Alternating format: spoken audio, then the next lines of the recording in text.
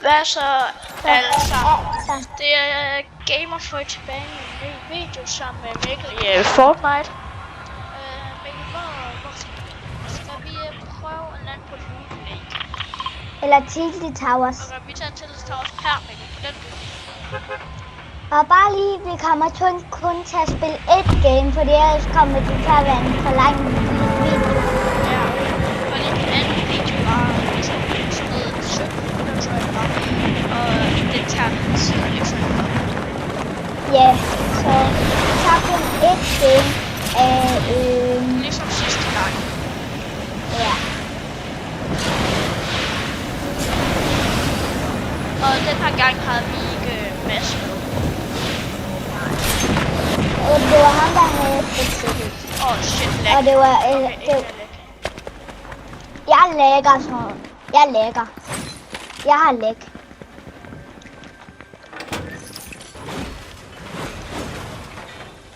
Jeg har noget på, så jeg kan se, hvor kister er. Og Det har jeg også. ja. Jamen bare lige. Det er min anden første gang, jeg spiller med det, så... Eller så er det tredje første gang. Jeg kan ikke huske det. Min var nærmest der, hvor vi begyndte at spille Fortnite. Jeg har 2 minis til dig. Jeg kommer med. Jeg lægger dem bare lige her.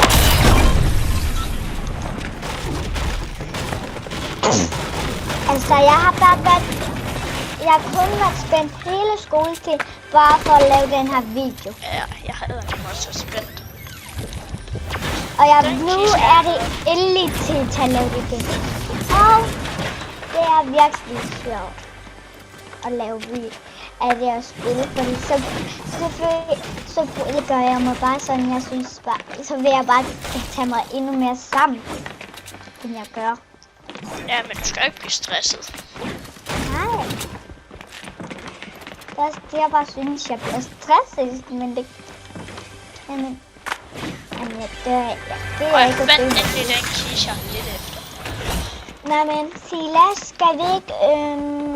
Nu går vi altså ikke et fight, hvis vi ser nogen, fordi så hvis vi dør. Ligesom sidste gang, det var bare dig, der sagde, at vi skulle have... Vi kan godt gå lidt i fight. En handcannon, det synes mig. Og jeg skulle også lige tage sætte marker på den. Sådan er det, du kan se den. Jeg skal bare lige se, hvad for en slags det var. Men nu kunne jeg umiddelbart ikke finde ud af. Fik lov til. Der er stadig en kiste i det her hus. Der står en her i, hvor jeg er med til det. Jeg fik. Ja, jeg bruger ikke om der på tags og det. Ja, jeg bruger også tags, men jeg har ikke andre. Jeg kan bedst lide heavy assault rifle. Når du har jeg tænkt. RTP. Mikkel, må jeg få massilerne til den? Ja, jeg er 6. Okay. Jeg kan få en kiste hernede. Hvad fik du? Jeg har ikke fundet den endnu. Jeg fandt en rift to go. Den gider jeg ikke at have. Jeg har kun den der. Ej, jeg skulle lige tage drop. Vent, Mikkel, vi går over til Loot Lake nu. Brug din rift to go. Men jeg går lige... Hvor er det nu, den ligger? Derovre.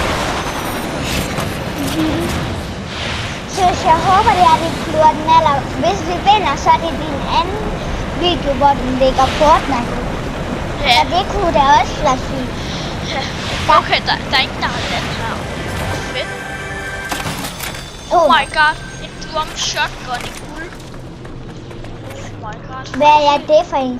Det er den her, Mikkel. Her. Prøv lige at se den.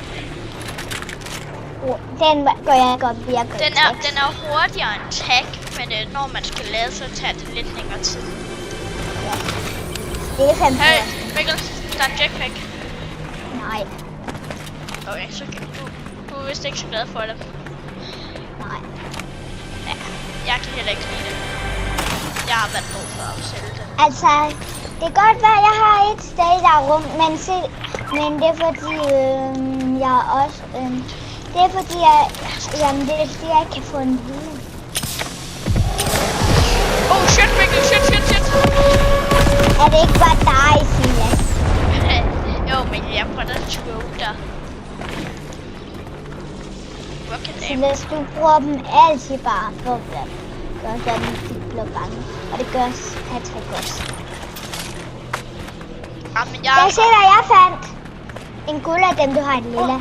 Ja, jeg skal seriøst have det. De er så gode, mand. Man er nødt til at have det. Nej, men ja. Jo, hvis man er god med det.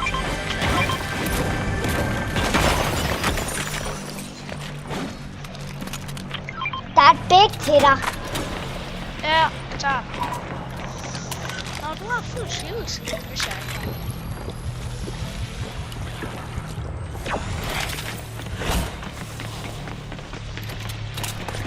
Nu er der også den der. Oh my god, jeg har noget, vi kan flyve med, men det skal jeg ikke bruge, fordi vi er langt til den der. Jeg går her. Det gør jeg Altså, lige sammen. jeg vil godt have det her.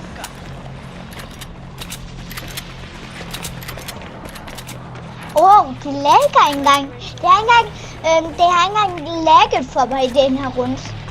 Det synes jeg, der er vildt. Er det ikke fedt? Der er en kiste her, der er en kiste. Lige der. Ja, cool. Okay, big shield, så er der sådan lidt speaking. Vi manglede den. Ja, kan vi gå mere ind i zonen nu? Måske kan vi gå hen derhen. Nej, eller jo, det gør vi faktisk.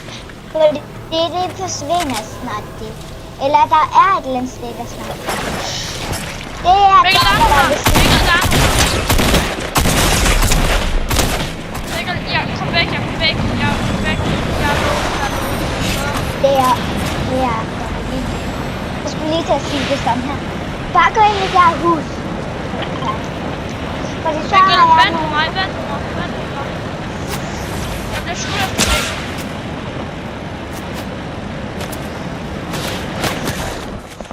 Jeg blev også skudt efter. Har du nogle minis eller noget? Nej, jeg har ikke. Jamen så kom her. Se hvad jeg har. Tag dem der.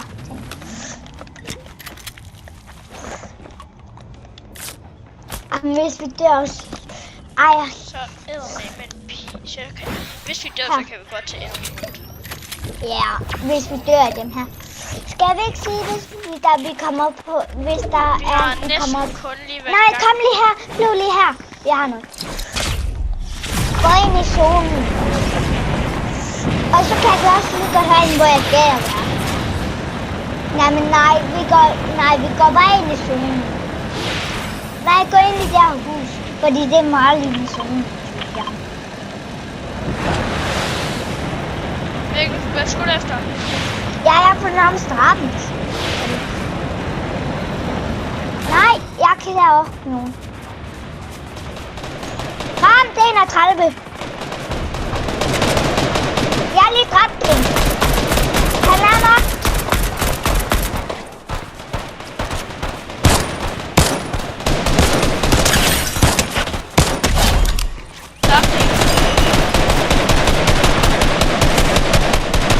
Jeg har lige dræbt det til et team.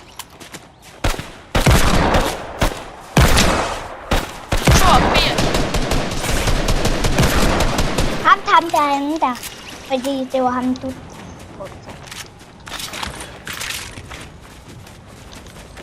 Mikkel, kan jeg få nogle sniperskud? Nogle heavy bullets? Jamen, kan du ikke give mig sådan der bruger dem her, til dem her skud? Det er medium, må det være. Split. Ja, fordi nu har jeg 140, det er fint. Fordi jeg har dræbt alle dem, jeg har dræbt med, det er bare med den her. Så det er fint, fordi jeg har heller ikke brugt nogen skud. Ej, der er nogen.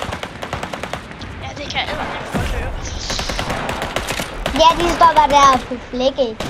Der er nogen, nu skyder de. 105 på en.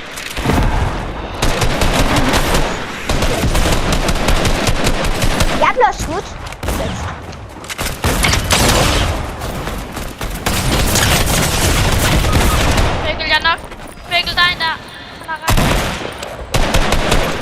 Mikkel, så Jamen, der er også en mand, der er en tag. Løb over og tag den. Løb over og tag kronen, Mikkel. Tag kronen. Folk kan se, hvor vi er. Eller Mikkel, red mig. Kom i. Mikkel, red mig. Altså, jeg har nogle minis til dig, hvis du vil have det. Jeg har en lille tag, og jeg vil godt lige have den der. Jeg har godt nok gjort virkelig godt. Jeg vil lige ramme en til død. Der er nogen dernede, men vi skal ikke fight dem lige nu. Jo, nu fighter de mig.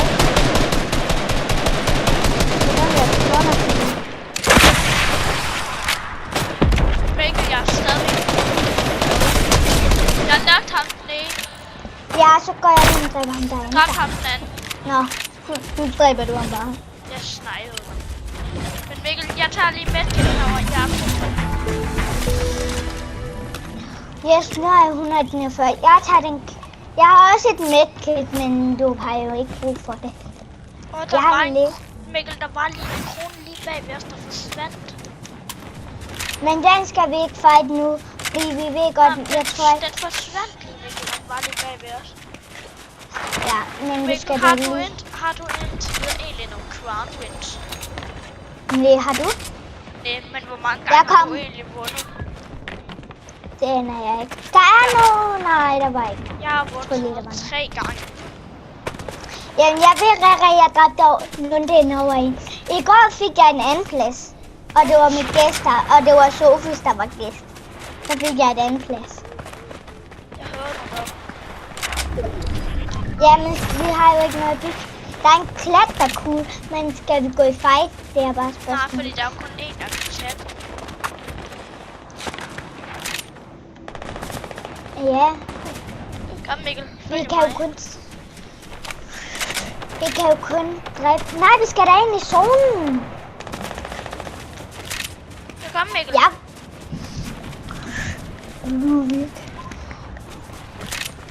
Jeg løber af dig. Og jeg kunne lige ind i zonen. Nu lægger de. Jeg ser noget Mikkel.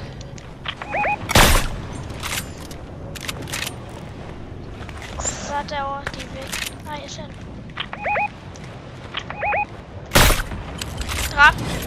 De er ikke nogen teammates, Mikkel. Det er nok fordi... Jamen, jeg er snart ved dem. Men Mikkel, jeg dræbte dem. Det er loot, Ja. der ville der. Jamen, det er fordi, jeg bare skulle have skud med. Vil du have nogle rocket launcher skud? Eller nogle sniper-skud? Vent. Jeg skal lige se. Vil du have nogle sniper-skud? Jeg har 42 sniper-skud. Mikkel, kom, vi skal lige herover.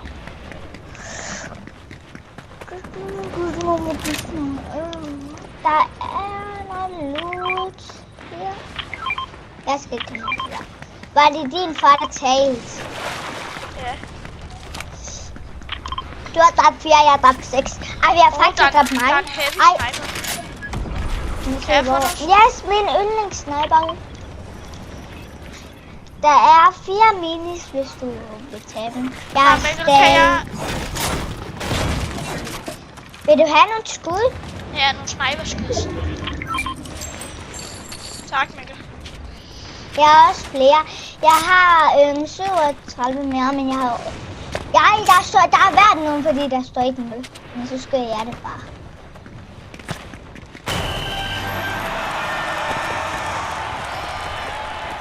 What? Der står ikke 0. Nej, det er det.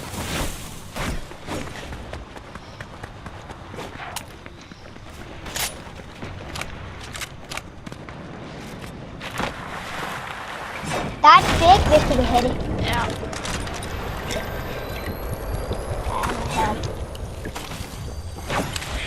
Der er sådan en der. Jeg har en, Mikkel. Kan du se? Her, den har lige mange skud. Perfekt. Okay. Ej, der er kun 13 tilbage. Nej, Mikkel, lad være med at sige som, at du stresser os. Du stresser os. Nå, så kan jeg bakke jer. Ej, jeg ved ikke. Nå, vent lige på mig. Jeg så nogen. Jeg synes, jeg så nogen. Så må du ikke klemme. De går over til airdroppet, Mikkel. De De går. Mikkel, tag fuld shields. Tag fuld shields der. Jeg har lige taget airdrop. Der er en motorcykel så. Jamen, tag airdrop. Måske kan vi se, om vi kan snipe dem. Ja. Jeg kan ikke se. Kom Mikkel, de kom her. Kom Mikkel.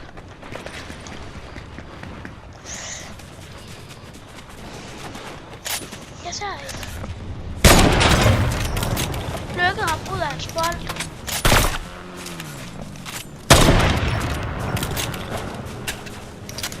Jeg ser ham. Jeg er nok ham. Han er nok.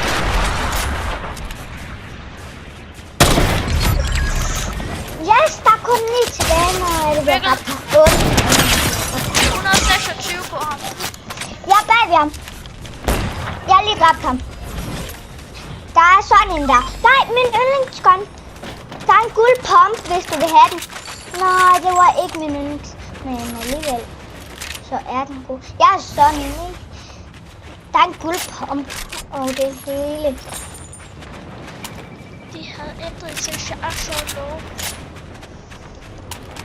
Jeg tror bare, jeg tager dem. Skal vi ikke tage motorcyklen ind i zonen? Jo, kom på Mikkel. Jeg går lige ud og tager en bus, så at når folk de skyder mig, så mister jeg ikke liv. Jeg kan høre nogen, der skyder. Der er faktisk. Ej, vi kan ikke engang se os. Jeg kan ikke engang se os.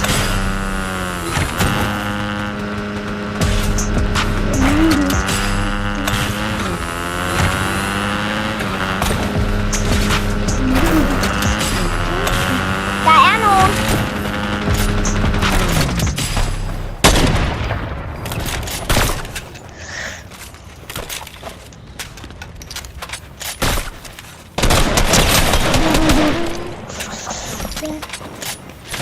Jeg blev skudt.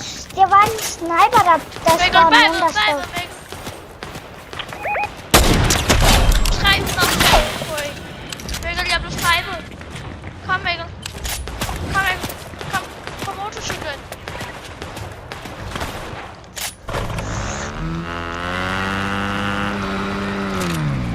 Kom på Mikkel. Der kom 4 tilbage. Det ramte mig.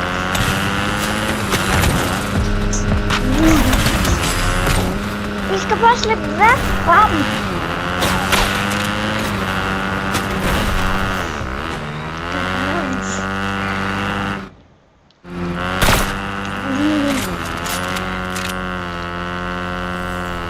Jeg kan ikke, Mikkel. Den gider ikke gøre noget. Nej, Mikkel. Den gad ikke gøre noget. Der er også en bil her, som jeg kan køre i, men der er også en. Jeg skal lige sætte min computer til strøm. Ja. Der er kun 4 tilbage. Jeg er nødt til at finde et eller andet. Jeg blev snipet. En gang jeg blev snipet af dem. Jeg blev nærmest snipet. Ramte lige ved siden af ham. Han blev skudt.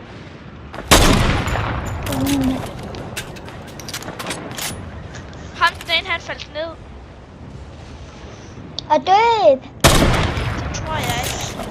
Jeg blev skudt. Mikkel, Ej, jeg det kunne ikke ser- engang ramme mig.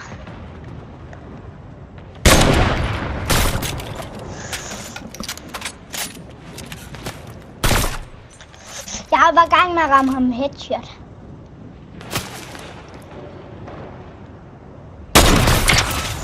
Ramt 105. Jeg ramte 105. Nu er det nu, han gemmer sig, Mikkel. Go, go, go. Vi kunne godt lige have dræbt ham. Det kunne godt være godt. Hvis vi får et win nu, så er jeg bare lidt for. Jeg headshotter. Der er kun 3 tilbage. Der er noget healing. Sil, vi kommer Jeg er i her. gang med at tage nogle shields. Small shields. Jamen, der er noget endnu. Der er også noget, vi kan få begge grønt og... Nej, jeg grønt og blå af. Og så tager jeg min sniper igen. Jeg er næsten fyldt. Mikkel. Tag den her. Tag den her. Tag den. Nej, der er kun 2 tilbage. Så går vi herop, Mikkel, og så prøver vi den igen. Så vi kan... Ellers så kan vi også bare tage den der deroppe til. Nej. Nej, jeg er bange med at falde ud, men jeg tager lige den.